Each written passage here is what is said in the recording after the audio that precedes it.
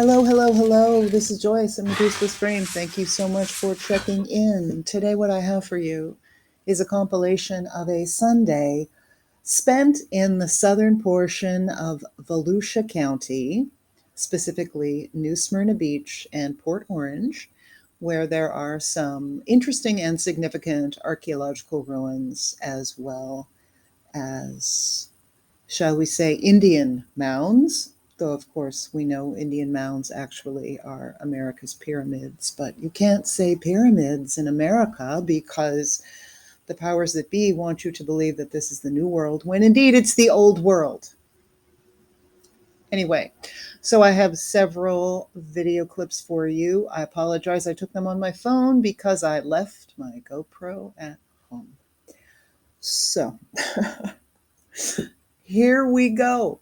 Please enjoy. That which became the Turnbull Plantation, also known as the New Smyrna Plantation, was the largest attempt of British plantation colonization in what was then the New World, this side of the pond. Andrew Turnbull was born in 1718. He was a Scottish physician who served as a British ambassador to Smyrna, which was then part of the Ottoman Empire, now known as Turkey. In 1768, he organized this, the largest attempt at British colonization on this side of the pond, by founding New Smyrna, Florida. He named this colony after his wife's birthplace. Maria Grazia Rubini was from the ancient Greek city of Smyrna, which sat on the Aegean coast of Anatolia, then known as Asia Minor. 101,400 acres was allotted to Dr. Turnbull for his plantation attempt. This was 3 times the size of the well-known Jamestown, Virginia. The governor of East Florida at the time was James Grant. This New Smyrna plantation was 62 miles south of the city of St. Augustine, which was the capital of Florida at the time. Dr. Turnbull secured funding from the British Board of Trade, then sailed into the Mediterranean islands to find colonists for this new settlement. He sought the inhabitants of the Mediterranean islands and such, since this was a familiar territory due to his ambassadorship to the Mediterranean and to Smyrna. In 1767, after visiting Mahon, Minorca, parts of Italy, Smyrna, parts of Asia Minor, Melos, Manicori, Milani, Crete, Santorini, and Corsica, he secured to indenture over 1,400 immigrants, the majority of them being from Minorca or Minorca. Of the 1,403 recruited, only 1,255 survived the voyage. When they got there, to the New Smyrna colony, housing had only been built for 500 families. Many that arrived had to figure out how to make do, building palm huts and whatnot. It appears that the indigenous in the area were more than happy to assist.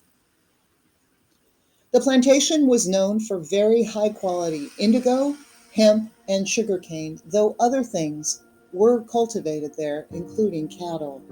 The plantation had high profits, but suffered equally high losses due to the insect-borne diseases, raids from the indigenous, which were rampant in all of the plantations, and corruptly poor management. Turnbull was rarely on site. to check on his overseers. Between 1768 and 1777, close to 1,000 of these immigrants, both adults and children, died in the New Smyrna colony. In 1777, after 10 years of indenture and abuse, the remaining settlers marched on foot, that's close to 70 miles, to St. Augustine, after securing permission to relocate from then Governor Patrick Toynian. About 600 made the trek along what is now called the Old King's Road. You've seen me driving and mentioning the Old King's Road in some of my videos. In 1783, Florida was returned to Spain, and Turnbull, who had then returned to his plantation land after it had been abandoned, trying as best he could to recoup any of the money after his entire workforce abandoned him, then fled to Charleston, South Carolina, which remained a British colony at the time, where he retired. If you are familiar with St. Augustine, then you know these names. These are names of the original Menorcans who immigrated with Turnbull and who walked the King's Road from New Smyrna to St. Augustine. Pellisier, Leonardi, Papi, Maestra or Masters, Fazio, Andrew, Benet, Capala, Ursina, Pomar, Trier, Genova, Hernandez, Acosta, Pachetti, Reguero, Lopez, Ponce, Oliveros, Sornopoli, Medici, and Bravo.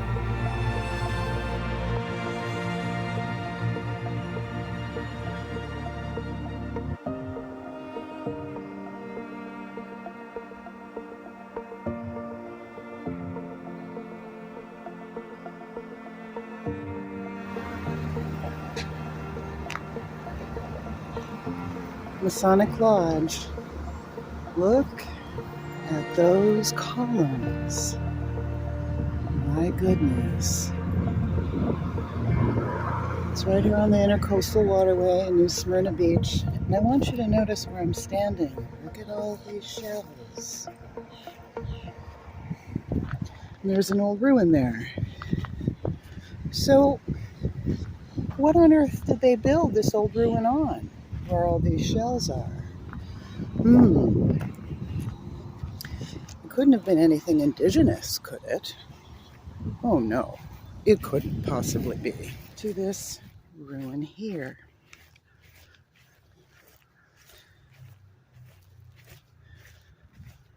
Which I believe is the foundation of an old hotel. Seems like an awful lot of fortification for an old hotel.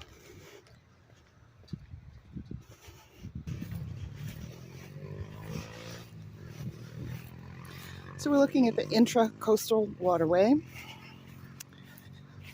East of there is the Atlantic Ocean.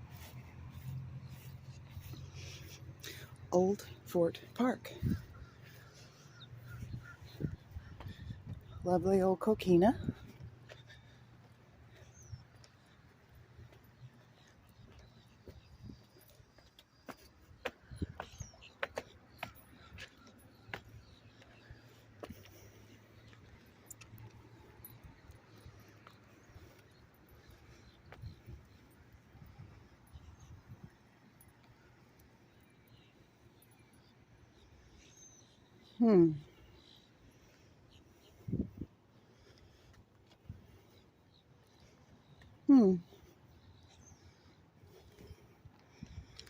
I want to add that noodling around on Google Earth, I found another massive expanse of buried coquina quarry under the Intercoastal Waterway, north of where I discovered it before. My earlier video talks about the buried coquina quarries at the bottom of the Intercoastal Waterway in Flagler Beach. The river at that point is the Matanzas River. I found north of there, off of the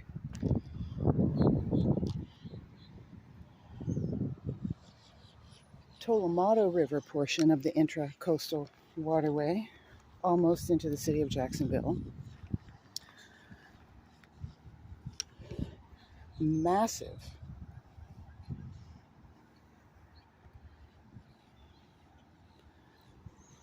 quarries.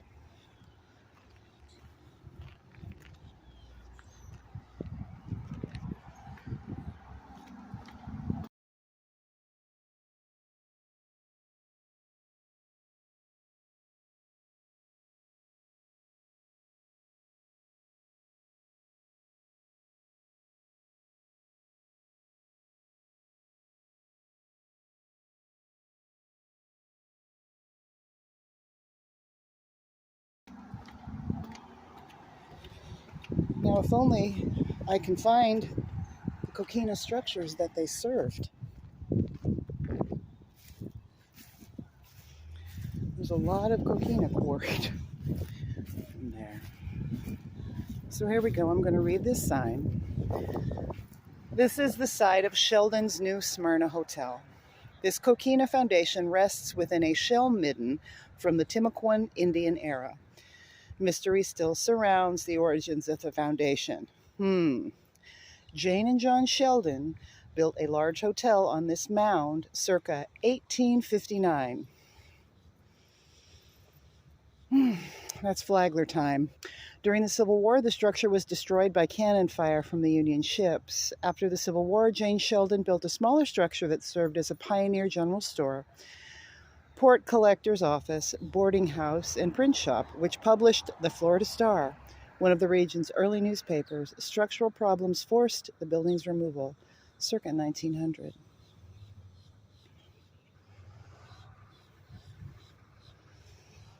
Here on the water,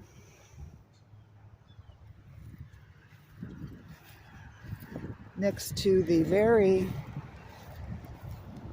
technologically enhanced Masonic Temple.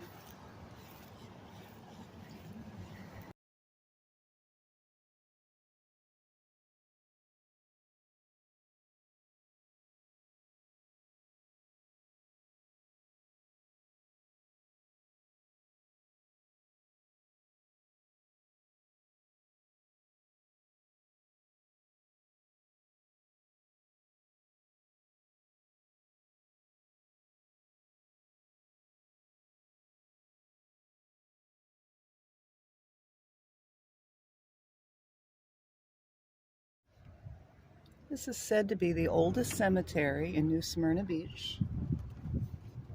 It's called the Edgewater New Smyrna Beach Cemetery, sitting on the boundary of the two cities.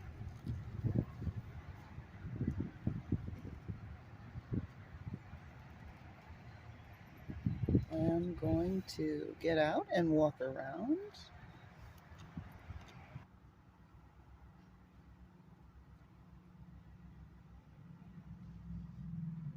Clearly, I'm interested in this older portion here.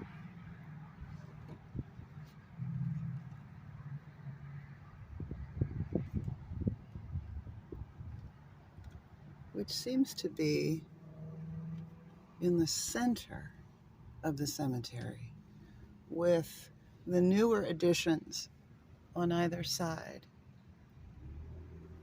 So let's see if I can find a place to park. So the Edgewater New Smyrna Cemetery goes on and on and on and on. I'm looking for the oldest portion. Clearly there are newer stones in this direction. There's a canal there with stones on the other side of the canal. Here, this is 1947. This butterfly's been following me around.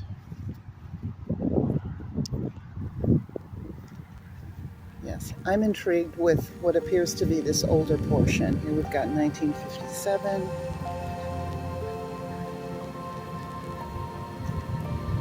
I'm here in New Smyrna Beach for the Turnbull ruins, Turnbull Plantation, which I've made at least one video about.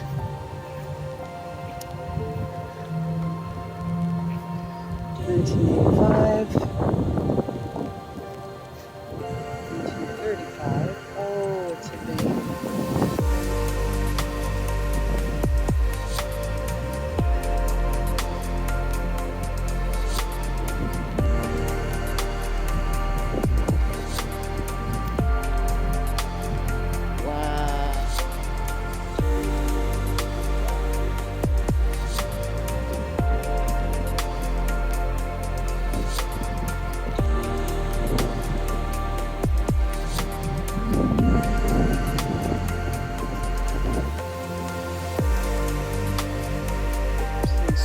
Burials. This raised, improved by the raised portions. Oh, look, someone put a stone. 1926. Beautiful, beautiful. 1939.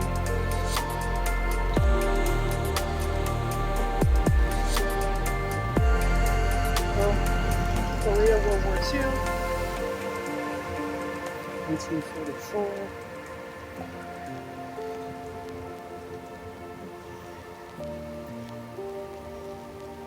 1925. Something there marked that appears to be a child. Is it old here?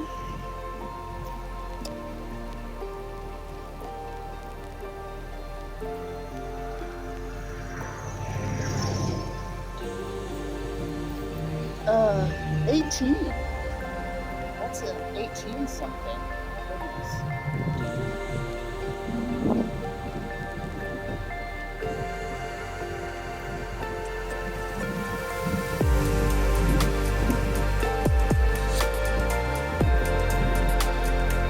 Spanish-American War.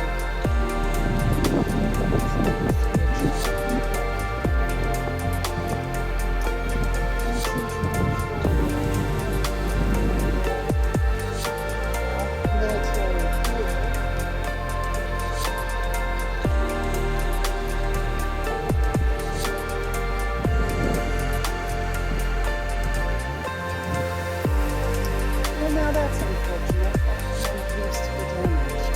Something on the top is missing.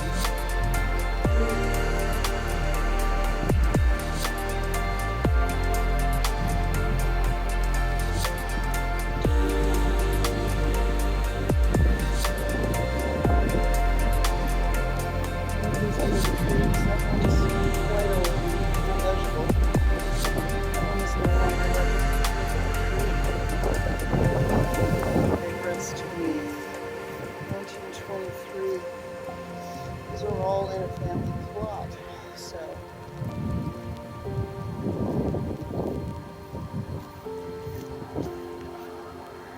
this is where we are. The Edgewater New Smyrna Cemetery.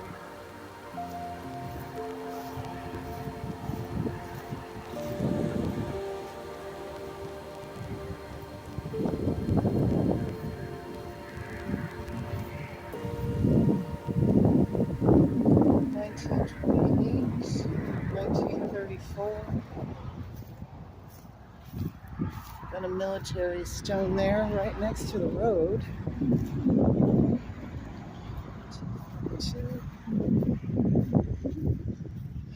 Mr. Bouchel, a pilot.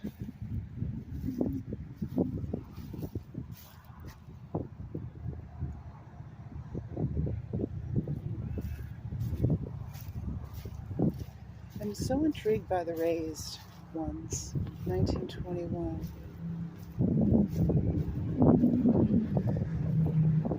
Another Masonic gentleman, 1921. Oh, well, that now, see, that was deliberately broken. I don't understand why people, a lot of Masonic people here, Masonic or otherwise, I don't understand why anyone would destroy someone else's resting place.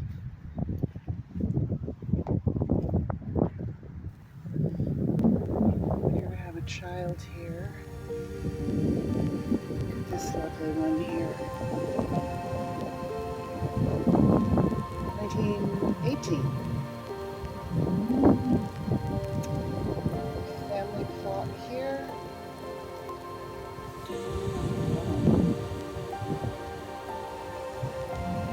1918.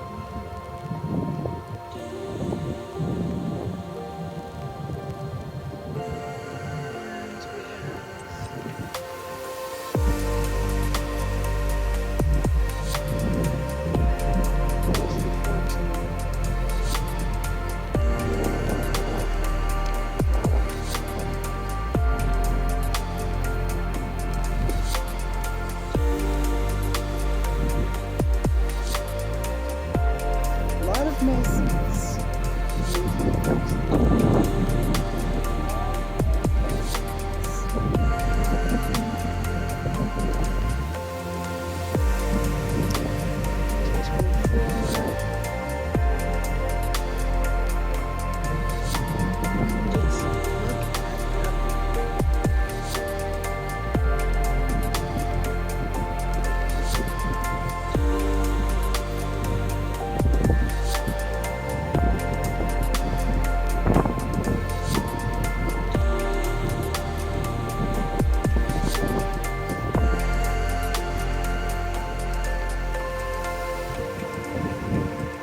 My understanding is the cemetery is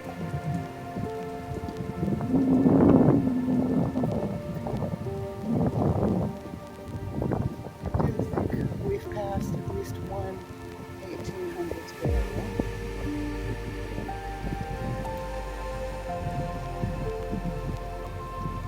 Well, that looks cool. Dates anymore.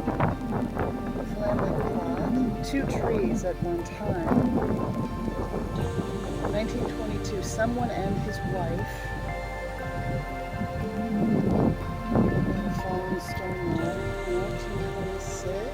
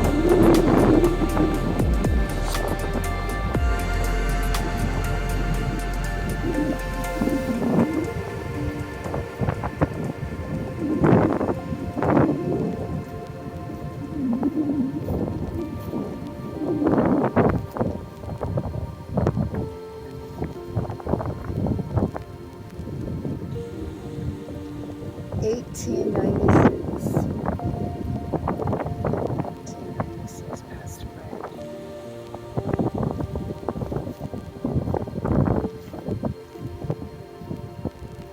Now, isn't that lovely?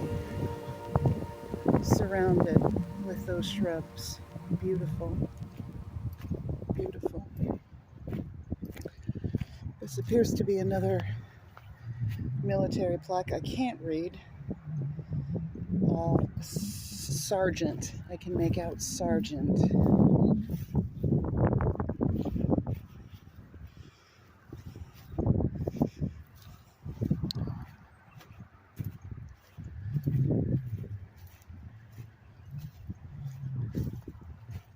Military. Oh.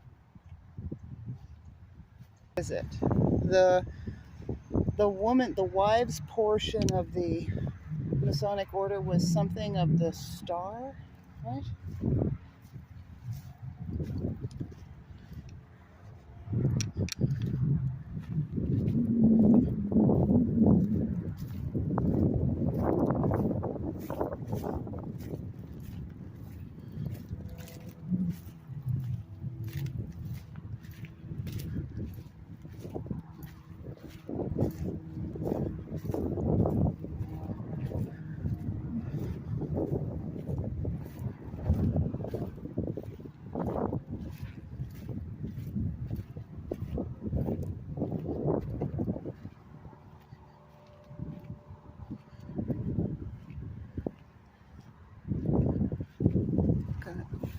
1911 here, 1913.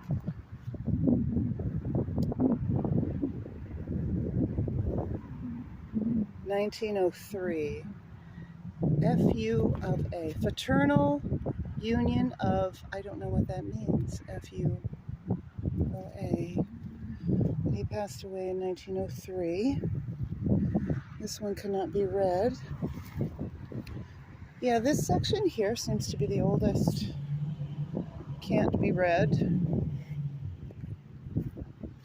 Here we've got,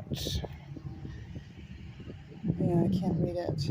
There is a Masonic emblem there, nonetheless.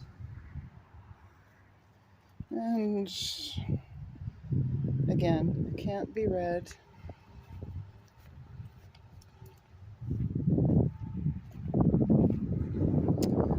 Alright, we have more destruction here, which I repeat, do not understand. Oh, and their children.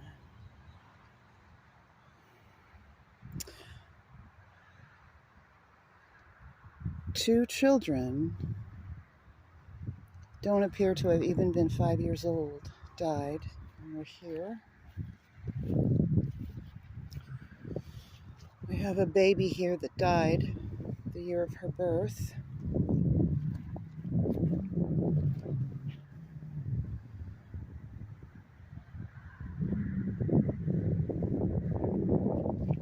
Another child.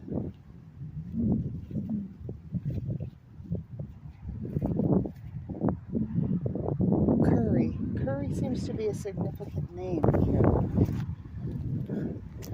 1895.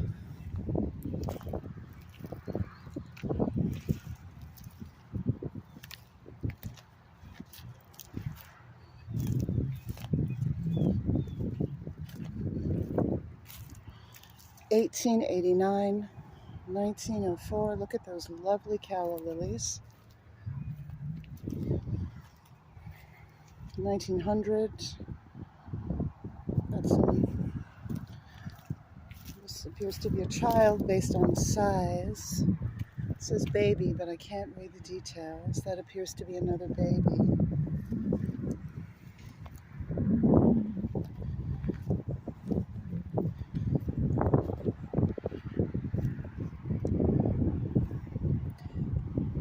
(1872), 1868. I can't make that one out.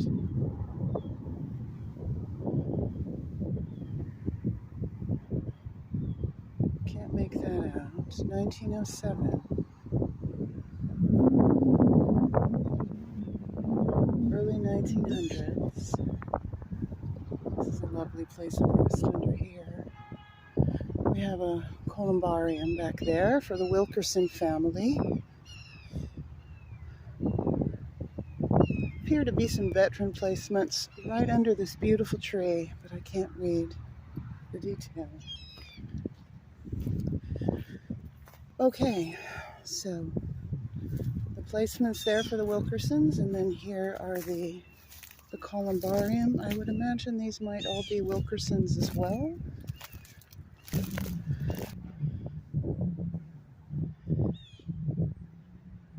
Some fraternal order. Don't recognize the insignia.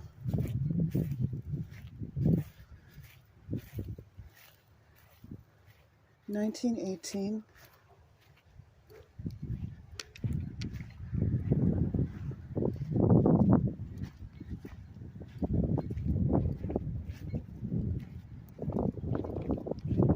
Oh, and there's a hand-done one. Died 1930. I love the hand. So here, unfortunately, is a broken stone. I like to believe that weather or a branch did it. 1907. Oh yeah, it's again been broken. So I'm going to believe that weather did it. Not maliciousness, especially for stones this old. Mr. Jonas Meeks, the Mason from Tallahassee. So this would have flooded. And though I've never been here before, I would venture to say, like all the other water in Florida, that this is quite high right now.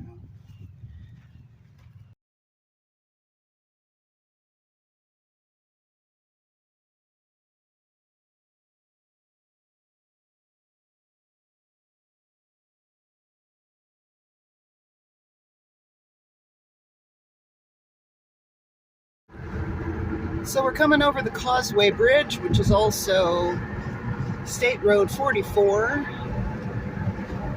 from one side of the intracoastal to the other of New.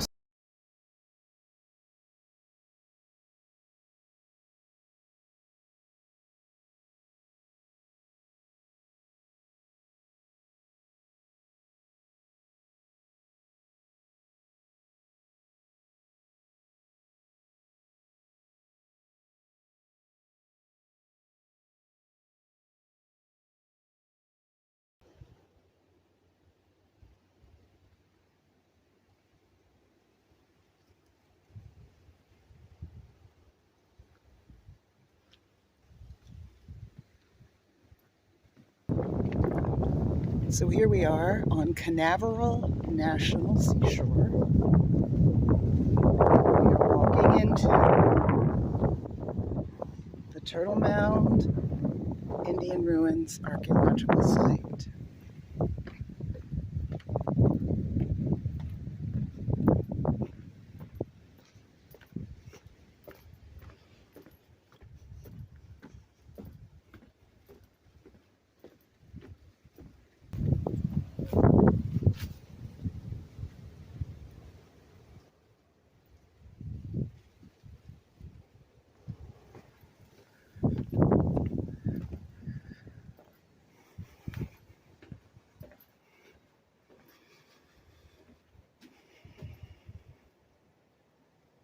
I believe that is Mosquito Creek. Which you see on a raised walkway. Turning around behind us, turning around, that is the Atlantic Ocean.